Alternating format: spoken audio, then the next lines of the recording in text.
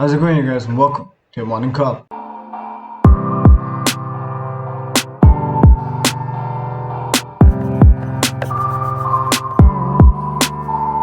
Let's talk about fat. Now, since the conception of mankind itself, we have always had this testimony that we should be rather fit. Well, when you look back in the day about hunter-gatherers, it was all about the essence of surviving, if you will. You see, hunter-gatherers didn't really have an option. They had to spend most of their time looking out, venturing out for resources, venturing out for, well, food, sustaining themselves, sustaining their families in order to survive, if you will.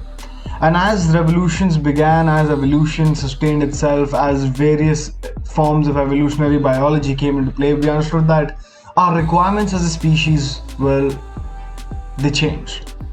But let's roll back as to what is the essence of fat itself. Evolutionary biology clearly dictates that fat is by no means what we think it is today. Fat is not a nuisance. You see, fat way back in the day was considered to be the epitome of energy resource. And till date, there are certain adipose tissues that are present in our body that are the epitome of energy storage. But where things kind of dilute themselves is when you go above the bar, above the threshold of how much fat you're supposed to sustain in your bodies to make sure that the storage reserves are there, yet you don't throw the baby out with the bathwater, if you will. You see, way back in the day, it was dictated as a form of beauty. And ancient paintings are testament to the fact that when women were painted way back in the day, the fatter the woman was, the more visually appealing they were said to be, the more beautiful they were said to be. But as time changed, as revolutions happened, as the 21st century came into play, today we understand the fact that the fatter the people are, the more unappealing they might be. And is that factual? Is that supposed to ascertain towards what fat actually amounts to? Or is that just the 21st century doing what the 21st century does best, and that is age everything else rather horribly? Well, it's all up for speculation if you ask me. But then again, there are certain facts that can't be dictated otherwise. You see, mammals need fat to survive. So much so that way back in the day, we would understand that mammals would go dig into deep underground wells, would go deep into cave structures and survive there for elongated portions of time purely on fat. You see, the whole essence of hibernation also comes into play, wherein people believe that when some animals hibernate, they eat copious amounts of food and then they go to bed. But that's nowhere near the case. The only reason that these creatures are managing to sustain themselves is because of the fat that is stored in their bodies. And way back in the day, when the winters were way too harsh for us to sustain ourselves in the open, as there were no infrastructures in place, there was no fire in place, it was all about the amount of fat that you had on you that would keep you warm through the winter, that you could burn through and sustain yourself, that your family could sustain themselves with based on their own fat deposits. Thereby, way back in the day, hunter-gatherers would be delighted if they would have as much amount of fat as we do on a regular basis today, and that would make all the difference in the world to them in order of survival. You see, adipocytes or fat tissues, if you will, are in essence a basketball with a cracked egg on top of it, and the cracked egg on top of it is the nucleus, whereas the basketball is the fat reserve in its whole. And this fat cell is an expert in storing fat. The only issue is when these experts run out of storage space, and then you move on to other cells in your body that are now well designated to do what their expertise doesn't ascertain them to do. When you have a professional doing a job, you can best believe that the job is going to be done to its utmost expertise. But when an amateur does the same job, it's a little touch and go, it's a little iffy. They might nail it, but most likely they won't. See, triglycerides is the chemical substance that is the reason why we store fat. And the reason why we store fat is way more diverse today than our understanding of it from way back in the day. What we understand today is that fat doesn't just store itself and just stays there waiting for us to grow extra layers and then look visually unappealing. But instead, fat is in constant communication with your brain. What we understand is that glycerol has 3 fatty chains, glycerol being the essence of every fat cell.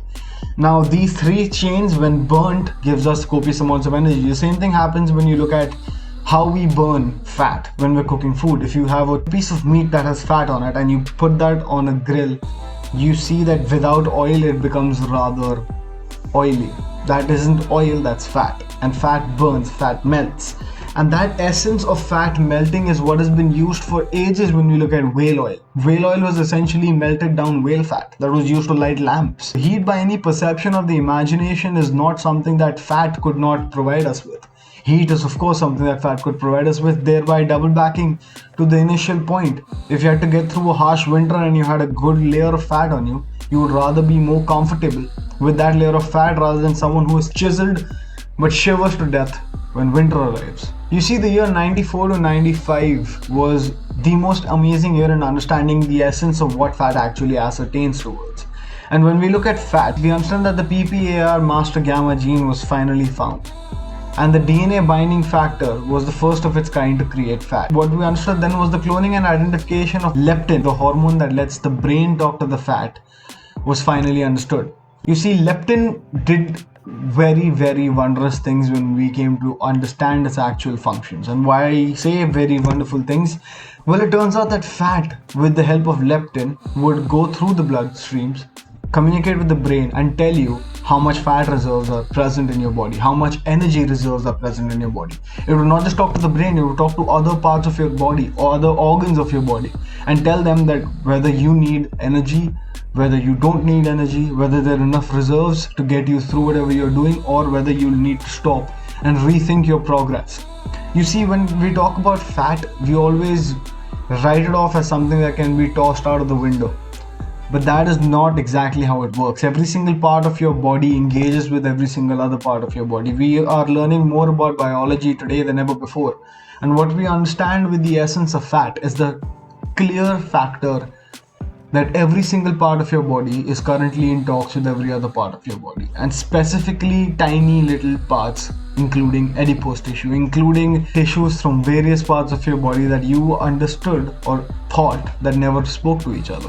You see, when we're looking at muscle fibers, when we're looking at the eyes, when we're looking at the nose, when we're looking at hair follicles, when we're looking at the skin, every single part of your body is in constant touch with each other. Fat is considered to be something that is in touch with everybody. If you look at fat being a member of society, it would be someone that is in power, someone that is a part of the governing offices, if you will. So it makes sure that every single part of its society, every single organ, if you will, is constantly in the know-how of things. And that makes all the difference when it comes to survival instincts. Leptin is not just that. Leptin is also responsible for turning on hormonal changes. Now, when you are wrecked ashore on an island fighting for survival, it's leptin that will tell you that you need to fight for survival. It's leptin that will tell you that your energy resources are depleting to the point wherein if you don't do something about it, you will die here. When you're in a place and a time wherein there is no immediate resources present to you, it's leptin that will tell you that you need to find resources or your body will shut down. That kickstart hormone switch that tells you that you're hungry, that you're starving, if you will, is leptin. So every other time when you go on for 2 to 3 days without eating food, if you're in a situation or a time and a place where you don't get enough food or enough resources at that, it's leptin that is telling you what your body requires. And that shows more importance than ever before. We never understood that it was leptin doing all of this. We always wrote it off to another hormone secreted by the brain itself, but that's nowhere near the case. It's leptin, however, that is the reason why athletes that are super thin are being told by their brains to consume more calories. Women way back in the day, if they were anorexic or if they were in a famine, would stop ovulating. Surely because of the fact that leptin told their bodies that you cannot ovulate because you cannot conceive as you don't have enough fat reserves to sustain yourself, let alone sustain a fetus. Thereby again ascertaining to the significance of leptin itself. Fat cells by no means are just a nuisance to us as a species. Fat cells might have been just the reason why you and I are alive today. You see, the interwoven network of the body, as we spoke about, is very, very significant. As a matter of fact, if we look at way back in the day, hunter-gatherers, the women hunter-gatherers would have upwards of 20 to 25% of fat, whereas the male hunter-gatherers would have 10 to 15% of the fat. And this is all because of good reason. The sheer amount of physical activity and the physical expenditure of said energy would be more on the male's part, dictating the fact that when women needed to have energy reserves to make sure that they're nursing their offsprings, they would have said energy resources, whereas males could expend copious amounts of energy to provide for the family. And instantly, thereby giving males lesser amount of fat reserves because they did not need more fat reserves, as hunter-gatherers would expend more energy and thereby stay calorie deficit is what exactly is the essence of leptin itself. Telling our bodies that you need more energy or telling our bodies that you need less energy is by no means just something that the brain does on its own accord. It's about the people that store the food in the warehouses that can tell you whether you have more resources coming in or whether you're running out. And that role is fulfilled by leptin in your own body. When we talk about prolonged instances of development, especially in animals and humans, we understand that there is a huge difference. You see, animals, especially primates, their brain develops for 3 years and then their body develops for another 3. Whereas when it comes to humans, our brains develop for 6 years and then our body develops for another 12. What we're looking at here is the fact that we are going to be more dependable on our mothers, on our caregivers for elongated portions of time when it comes to comparisons with, well, mammals.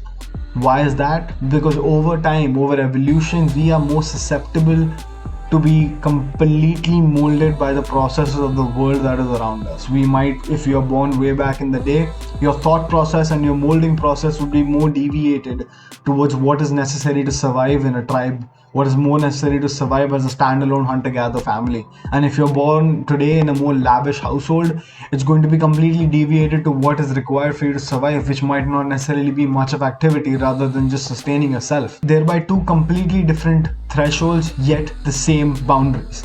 It is leptin at the end of the day that is telling either one mother that you need to store more fat so that your child can survive, and all the way to the other side wherein modern day mothers give birth and don't restore any amount of fat on them anymore by choice, considering the amount of reserves and the amount of food sources that are going to be ever more prevalent to her so that her child does not starve. Marks the difference between what might be, well, appealing to the visual eye today. What I don't understand on a standalone note is the fact that why people just disregard fat altogether as something that is very dangerous, if you will. Yes, of course, if you look at the analogy of a bath and if you understand the fact that if the bath is filling up and that is good fat, if the bath spills over, that is going to be the result of you overeating. That is going to be the result of you storing more fat than you need to store. As long as the water is in the bath, it is very much contained, it is very much good for you. And when you look at people that are huge, people that, of course, we've all seen people that weigh above 500 pounds, people that weigh above 700 pounds, if you will.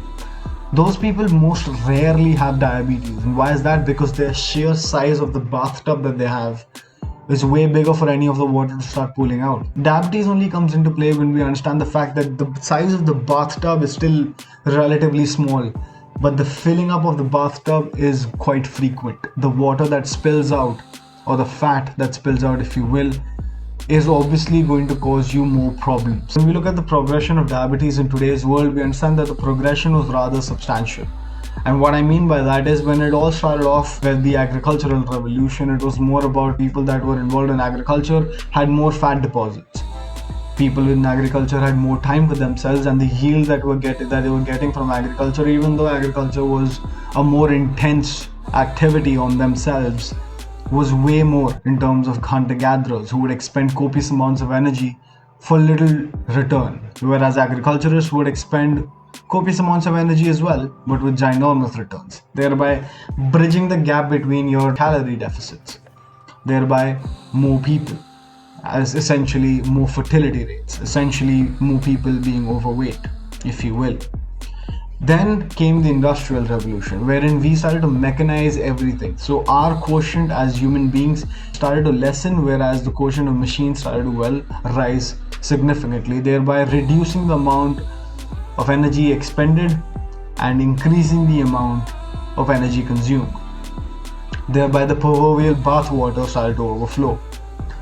Moving on, we understood that as the 20th century came into play, we had such a wide array of energy dense foods that are, well, provided to us on a silver platter, if you will, considering that 90% or more of the work needed to produce said produce was done by machines with little to no involvement of human beings at all, thereby again bridging the gap between how much energy was expended to how much energy was consumed. So when we look at today, when we look at the rising number of diabetes cases, especially type 2 in India and China, it is more about the fact the amount of energy that you expend should always be more than the amount of energy that you consume. Staying in a calorie deficit is the epicenter of nutritionists. It's the epicenter of losing weight. It's the epicenter of building bodies. It's the epicenter of staying fit, as you would. What we understand is the fact that more than just staying fit, it's about the insulin. You see, inactivity is the epicenter of diabetes, and insulin is blocked by obesity, which is caused by blood sugar levels. Now, what obesity does is it stops your body's reaction to insulin. And what happens then is the fact that you might drink a sugary drink, your blood sugar might spike. But as insulin would come into play, your blood sugar was supposed to drop down, but because of your obesity, your body's reactivity to insulin decreases significantly, thereby making your blood sugar spike, whereas your insulin is struggling to make sure that it brings it down. What does that result in? That results in diabetes. That is, in a nutshell, what diabetes is. You see, overflowing of fat makes it go and attach to various organs. And ectopic deposition is the reason for the resistance to insulin. And ectopic deposition is the word that is entitled to fat going and sticking to other parts of your body, organs of your body that are not trained to deal with it. So by the end of it, we understand the fact that it's not about storing fat. It's not about being fat. It's about understanding fat. Being completely skinny, being completely shredded with zero to no amount of fat on you, if what you believe is the case, is never true, considering that mammals would always have less of fat than a human being would. Homo sapiens are built to sustain fat, and no matter how chiseled you might get, you will still have copious amounts of fat deposits. Of course, if you're in better shape, those fat cells will be the ones that are professionals, the ones that are supposed to handle the fat. But if you're obese, amateurs come into play. This has been your morning cup. See you soon.